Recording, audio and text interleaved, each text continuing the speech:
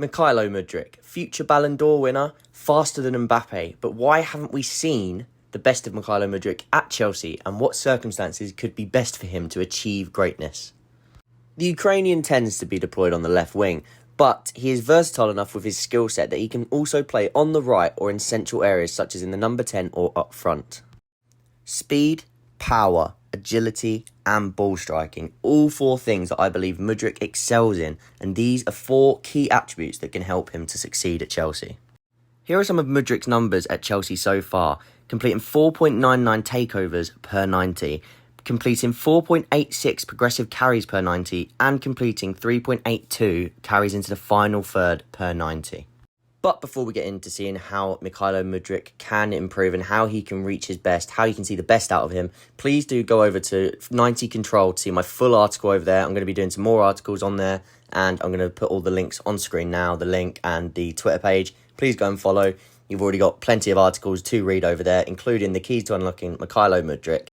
So now let's talk about how to get the best out of Mykhailo Mudryk and the four things that I believe are key to getting the best out of him.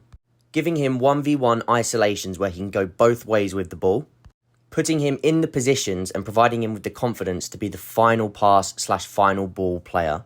Following on from the second point, instill him with full confidence, because these types of players thrive off of confidence. They are very confidence-based players and their performance shows that. And lastly, giving him specific instructions within a system so that he can thrive and find those 1v1 isolations as we spoke about earlier. On screen now as an example of Mudryk finding himself in a 1v1 isolation, but not to get on the ball and attack his fullback, but instead to run in behind. These are positions you absolutely want to get Mudryk into because he has got blistering pace. There is barely any fullback in the world that will be able to keep up with him. And if you put these balls in behind into the channels where he can run onto them, and it forces him to be the final ball player when he gets into that position, these are places he will thrive and get the best out of his abilities. Here you can see Mudryk has the ball and he is faced up with three defenders around him, but I want to speak about the two options that you could do here and how fans might react based on each one.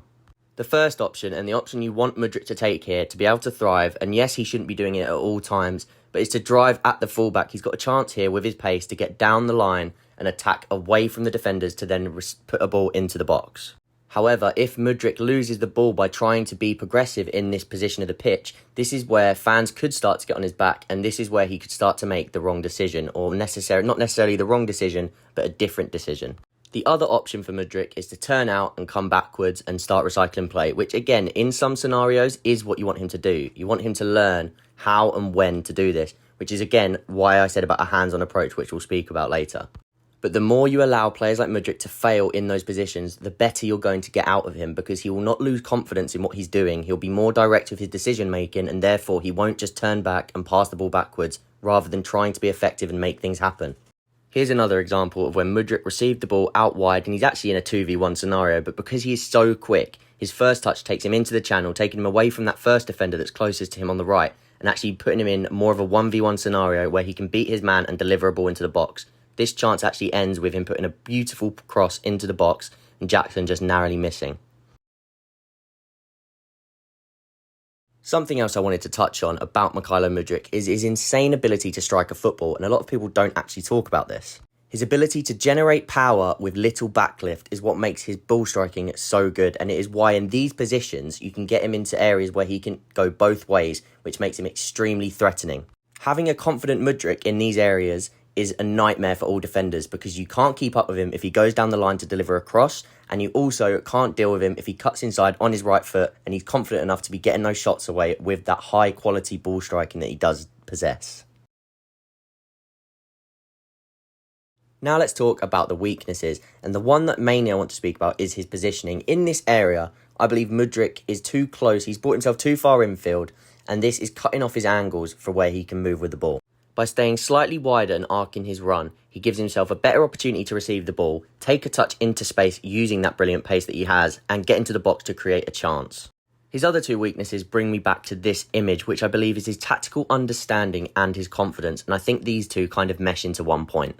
When Mudryk is low on confidence, he tends to turn back and recycle the ball, keep the ball and avoid making mistakes.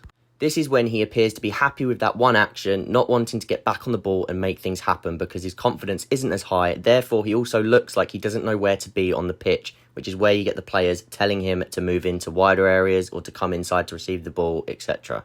But I believe by giving Mudryk more instruction, knowing when to get the ball and when to drive and when to recycle the ball, and then also just having a fully confident Mudryk so that every time he does get into those 1v1 isolations, he's confident and he has the backing of everybody behind him that he is the man to do something, make something happen and be the final ball player that will get the absolute best out of Mykhailo Mudryk.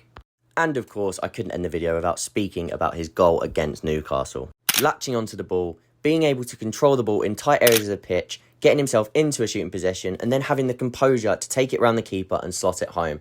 This was a brilliant goal. If you want to read more about Mykhailo Mudryk, check in the description down below for my 90 Control article, as I said earlier, and let's hope Mudryk can continue to push on to that Ballon d'Or potential.